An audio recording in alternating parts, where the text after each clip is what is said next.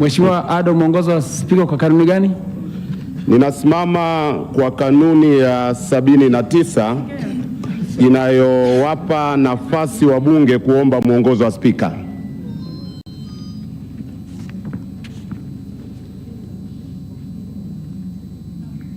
Mheshimiwa, endelea. Nakushukuru Mheshimiwa Spika, kama nilivyoitaja, kanuni hiyo inatupa nafasi ya kusimama muda wowote kuomba mwongozo kuhusu jambo ambalo limetokea bungeni mapema, ili Spika atoe ufafanuzi kama linaruhusiwa ama la. Mheshimiwa Spika, muda mfupi uliopita mbunge Sigrada Mligo alitoa taarifa na wewe ulimwelekeza mchangiaji Mheshimiwa Mayenga kama anaipokea ama haipokei taarifa hiyo. Badala yake Mheshimiwa Mayenga alisema kwamba mbunge Mligo hajitambui. Nataka mwongozo wa Spika, kwa kuzingatia kwamba bunge hili pamoja na mambo mengine linaongozwa na mahitaji ya lugha ya kibunge, iwapo kauli hiyo kwamba mbunge hajitambui inaruhusiwa katika bunge hili, na kama inakidhi masharti ya kanuni ya 74 kifungu cha kwanza aya ya J, ambayo pamoja na mambo mengine inazuia mbunge yoyote kumsema vibaya mbunge mwingine, naomba kuwasilisha. Mheshimiwa bunge, amesema Mheshimiwa Ado Shaibu akiomba mwongozo wa kiti kwa kutumia kanuni yetu ya 79, na ni kuhusu wakati Mheshimiwa Sigrada alivyotoa taarifa kwa mchangiaji Mheshimiwa Lucy Thomas Mayenga. Lakini kama utakumbuka Mheshimiwa mbunge, wakati Mheshimiwa alivyopewa taarifa, nilimuuliza kama taarifa hiyo anayopokea haipokei, lakini alisema taarifa haipokei. Kwa hiyo mwongozo wa kiti ni kwamba baada ya kusema kauli hiyo alihojiwa na kiti kama kwa mujibu wa kanuni taarifa anaipokea au haipokei, na Mheshimiwa mbunge taarifa alisema haipokei. Huu ni mwongozo wa kiti. Tunaendelea. Sisi mkoa wa Njombe, Mheshimiwa Naibu Spika, tuna barabara kubwa 4 ambazo ni miaka 20 sasa zinaingizwa kwenye bajeti na zinawekwa kwenye ilani ya Chama cha Mapinduzi. Lakini kwa sasa barabara ambayo imekuwa ndo changamoto kuliko barabara nyingine zote ni barabara ya Ludewa Njombe maarufu kama Itoni Rusitu. Mheshimiwa Spika, nataka kuwapa picha ya hii barabara kwa sababu Mheshimiwa mbunge wa jimbo la Njombe mjini kakaangu Deo Mwanyika hataki mgogoro na serikali. Ndio maana hata alivyoizungumzia hakuweza kuingia kiundani zaidi. Mimi Sigrada Mligo sina cha kupoteza, nataka niseme ukweli. Mheshimiwa Naibu Spika, ni mwaka wa 3 sasa barabara imesimama. Mkataba unasema ilitakiwa barabara hiyo ikabidhiwe mwaka huu mwezi wa 5. Taarifa. Mheshimiwa Sigrada, wa taarifa kutoka Mheshimiwa Waziri. Mheshimiwa Naibu Spika, haki lazima isemwe na isemwe wazi. Mheshimiwa Mwanyika kwanza jana amechangia vizuri sana juu ya barabara ya Itoni Rusitu, lakini hata juzi wakati tunaposhangilia Mei Mosi, Mheshimiwa Mwanyika akiwa na Mheshimiwa Vila na Mheshimiwa Kihenzile na wengine katika eneo hili la Iringa na Njombe walinialika rasmi kabisa, akiwa na Mheshimiwa Sanga wa Makete, walinialika rasmi nitembelee, ikiwa ni pamoja na kuiona barabara hii. Kwa hivyo, kwa kuwa wananchi watakuwa wanafuatilia bunge tukufu, ninaomba mwenyekiti, Mheshimiwa Spika, nitoe taarifa ya kuwa Mheshimiwa Mwanyika mbunge wa Njombe ni kipaumbele chake namba 1 juu ya barabara hii na zingine nyingi katika mkoa wa Njombe. Asante. Mheshimiwa Sigrada, taarifa naipokea. Naipokea kwa sababu ameniunga mkono na anaungana na mimi kwamba Mheshimiwa Deo anaipambania hii barabara. Sasa kuna vitu ambavyo hawezi kuzungumza, nitazungumza mimi. Kwa hiyo naipokea. Iko hivi Mheshimiwa Naibu Spika, kama nilivyosema, Barabara hii ilitakiwa ikabidhiwe mwezi wa 5 mwaka huu. Taarifa Mheshimiwa Spika. Mpaka ninavyozungumza hivi Mheshimiwa Naibu Spika. Mheshimiwa Siglada, kuna taarifa kutoka Mheshimiwa Neema Mgaya, taarifa ya mwisho hiyo. Asante Mheshimiwa Spika, nilikuwa napenda kumpa taarifa Mheshimiwa mzungumzaji kwamba katika wabunge ambao wamepambania barabara ile tangu mwanzo, na ile barabara imeanza kujengwa kipindi ambacho Deo Mwanyika ameingia madarakani, ndio mwanzo wa kujengwa barabara ile na mpaka sasa hivi inaendelea. Kwa hiyo hakuna kitu chochote ambacho anaogopa kukiambia serikali. Amezungumza mambo mengi na ndio maana barabara ile imeanza kujengwa ndani ya uongozi wake Deo Mwanyika. Asante Mheshimiwa Siglada, taarifa naipokea. Hiyo siipokei kwa sababu yeye ndo hana taarifa. Hatuna lami hata sekunde moja. Hata nusu tunaita mita hakuna. Kwa hiyo na yeye hana taarifa. Sasa nataka kusema kitu kimoja. Mheshimiwa Naibu Spika, hii barabara ni mwaka wa 4 sasa. Hatuna hata mita moja ya lami. Mkandarasi alipewa mradi, akafika site, akatifua ile barabara, halafu baada ya hapo akaondoka. Mpaka ninapozungumza hivi Mheshimiwa Naibu Spika, barabara ile imesimama miaka 4 sasa. Wakati tumerudi kwenye kampeni mwaka jana, mimi ni mkuu mgombea pia na Mheshimiwa mwenzangu Deo Mwanyika, tulikubaliana kwamba lazima Mungu akitujalia tukafika bungeni, lazima tusimame wamoja. Msije mkafikiri mimi na Deo tuzungumzi, poleni sana. Tusimame wamoja, ila kila mtu aongee kwa mipaka yake. Mheshimiwa Naibu Spika, ninavyozungumza hivi, mhandisi mshauri ana miaka 2 analala guest. Kama mimi Mungu nishtakiwe. Ninavyozungumza hivi, mkandarasi aliondoka toka mwaka 2023 yuko Kigoma hajawahi rudi.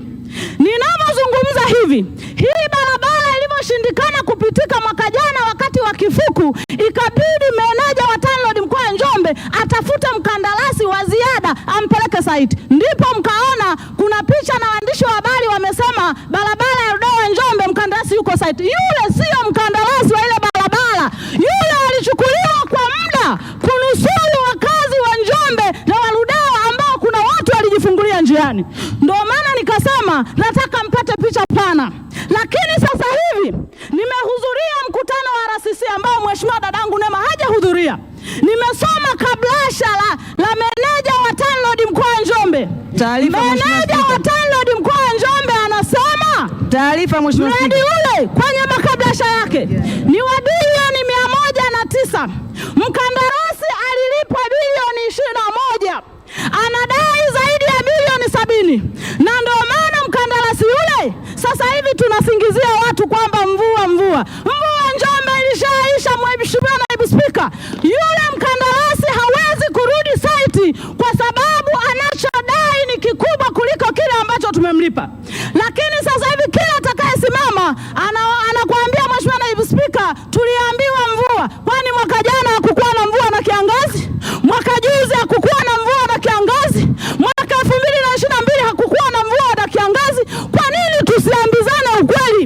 Na kuna mbunge mmoja alishangia hapa Mheshimiwa Naibu Spika, sometime ni bora kuambia wananchi ukweli kwamba hii barabara kwa sasa hatutajenga kwa sababu hatuna bajeti, na sio kusingizia mvua. Na Mwenyezi Mungu anawaona mnasingizia mvua wakati mwaka jana kulikuwa na kiangazi, mwaka juzi kulikuwa na kiangazi. Hivyo viangazi vya mwaka jana na mwaka juzi mlijenga wapi? Asante. Naendelea hoja yangu nyingine. Hoja nyingine Mheshimiwa Naibu Spika, kuna mbunge mmoja hapa alitoa hoja ya msingi sana, ni namna gani tunaweza kwenda mbele. Akasema tunaweza kununua lami kwa bulk procurement. Hoja ya msingi sana. Sasa kwa sababu sisi vitu kama hivyo hatutaki kusikia, niona hakuna anayempigia makofi. Ila ukiongea mambo fulani ndio unapigiwa. Hoja ile Naibu Spika, light tungejua umuhimu wake sisi kama wabunge, na alitoa hesabu zake kwamba tuna uwezo wa kununua lami wa kujenga kilomita 1 ya lami kwa shilingi milioni 900. Na akatoa namna gani tunaweza kujenga lami kwa milioni 900. Mimi nilimpigia makofi. Lakini mimi sitaki kupigia makofi kwa sababu siku nitakaanza kupigia makofi na sisi mjue hali yangu ni mbaya sana. Lakini pia sitaki kupigia makofi kwa sababu mimi sio hela. Anayependwa na kila mtu ni hela tu. Asante babangu. Asante sana. Asante sana Mheshimiwa, nilimtaja Mheshimiwa Saashisha Elikio Mafua, atafuatana Mheshimiwa Njalu Daudi Silanga. Mheshimiwa Mohamed Musa Utali ajiandae. Mheshimiwa bunge, nakushukuru sana kwa sauti ya chini tafadhali. Nakushukuru sana Mheshimiwa Naibu Spika kwa kunipa nafasi na mimi niweze kuchangia hotuba hii muhimu. Hapewi fedha za kutosha. Kwa hiyo mimi niseme tu viboko wamekutandika sana Mheshimiwa Ulega, na wewe ukiingia kwenye vikao basi nenda ukawe mkali.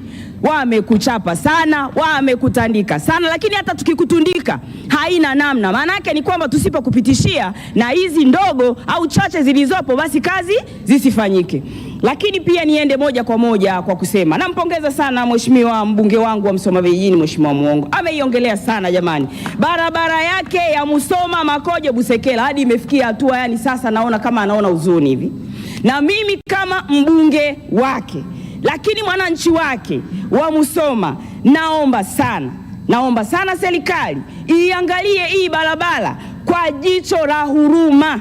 Kati ya barabara zote nchi nzima, Mheshimiwa Rais alizosema kwamba ziunganishwe wilaya kwa wilaya, imebakia wilaya ya Msoma Vijijini na wilaya ya Msoma Mjini peke yake. Sisi ndio ambao hazijaunganishwa barabara na barabara. Pamoja na kuwa Mheshimiwa Rais amefanya kazi nzuri sana na baadhi ya maeneo mkoani kwetu Mara, kwa kweli amefanya mambo mazuri sana, tunampongeza, na barabara zipo baadhi ya maeneo, lakini kwa eneo hili la Msoma Vijijini basi tuonewe huruma. Kwenye hii kilomita 92 jamani, kilomita 5 tu. Ni kweli kwamba wengine wanapata mpaka barabara za vichochoro, wanapata barabara za kuunganisha mpaka barabara hizi zinazotoka Benki ya Dunia jamani. Sisi barabara moja tu basi angalau tujaliwe. Lakini pia Mheshimiwa Rais, huko uliko niangalie mtoto wako, binti yako bungeni pekee, mtoto wa Chifu Wangaya, barabara inayokwenda nyumbani kwetu Msoma Vijijini Majita. Mheshimiwa Rais, naomba angalia mama, kwenye mfuko tu wa ziada basi angalau na mimi binti yako niwe naenda kwetu najitapa au natamba kwamba mtoto wa rais nimekuja Msoma Vijijini. Lakini pia kuna hili daraja la Nyasaungu, lakini pia na daraja la Suguti.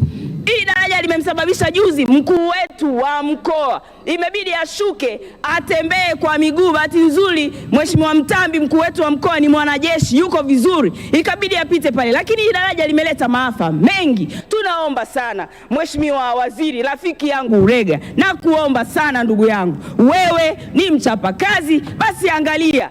Mimi naamini kabisa bajeti sio msaafu, inaweza ikarekebishwa na baadhi ya maeneo mkatuongezea pesa, basi na sisi tukajengewa hata madaraja. Lakini pia Mheshimiwa Waziri Ulega, unakumbuka juzi umekuja Tarime, katika msafara wako kuna gari yako ilipata pancha katika barabara zetu. Angalia hii barabara ya Tarime Mgumu. Hii barabara kwetu sisi ni barabara ya kiuchumi, lakini pia ni barabara ambayo inaleta watalii, inapitisha watalii, lakini ni barabara mbovu. Hii ndio barabara Mheshimiwa Naibu Spika ambaye hata Mheshimiwa Msukuma juzi alitucheka. Imagine, mpaka wabunge wenzetu wanatucheka jamani, mkoa wa Mara. Kwani sisi tuna matatizo gani? Lakini sisi kwetu ndio katoka muasisi wa taifa hili, Mwalimu Julius Kambarage Nyerere. Kwa kweli najisikia uchungu, nataka hata kulia. Roho inaniuma sana kuona kwamba sisi tulimtoa muasisi wa taifa hili, lakini pia bado miundombinu kwetu inakuwa ni migumu. Jamani, mkoa wetu wa Mara ndio ungekuwa kivutio. Mkoa wetu wa Mara ndio ungekuwa wanasema kwamba jamani, tunataka kwenda kuangalia mkoa wa muasisi wa taifa hili. Tunaomba sana, tunaomba wizara zituangalie, tunaomba na sisi pia tuangaliwe ndugu zetu, basi na sisi angalau tuonekane tumetoka mkoa. Tunajitahidi sana kama mnavyotuona angalau kupambana kuogaoga hivi, lakini kwetu kule tunaoga vumbi, barabara bado ni vumbi jamani. Sisi tutajitapia nini tuliotoka kwa muasisi wa taifa hili? Kwa hiyo mimi niombe sana Mheshimiwa Waziri Ulega, nenda kaangalie na wizara yako, basi mrekebishe hizi barabara angalau zipitike. Hadi wabunge wenzetu wanatucheka, tunajisikia vibaya. Juzi ilibidi twende tukajifungie pamoja wabunge wa mkoa Mara tulie, kwa sababu haya mambo kwa kweli tulikuwa tunaongea kwa uchungu sana. Kwa hiyo mimi niwaombe sana ndugu zangu, na waomba. Lakini kuna hospitali yetu ya Kwangwa, ile ni hospitali ya rufaa, hospitali ambazo mama yetu Samia Suluhu Hassan katenga pesa nyingi sana, lakini ni hospitali ambayo haipitiki. Ukienda pale hospitalini, juzi mwenezi wa taifa kiongozi alikuwa na ziara, akiwa na ziara, hata hajafika mwisho, gari ya mwisho ikapata pancha katika gari zao. Mheshimiwa Naibu Spika, mimi ni muombe Mheshimiwa Waziri waangalie jinsi ya kurekebisha mambo haya, kwa sababu budget sio msaafu, inaweza ikarekebishwa, na sisi mkoa wa Mara tunatamani kujulikana kwamba muasisi wa taifa hili ametoka mkoa wa Mara.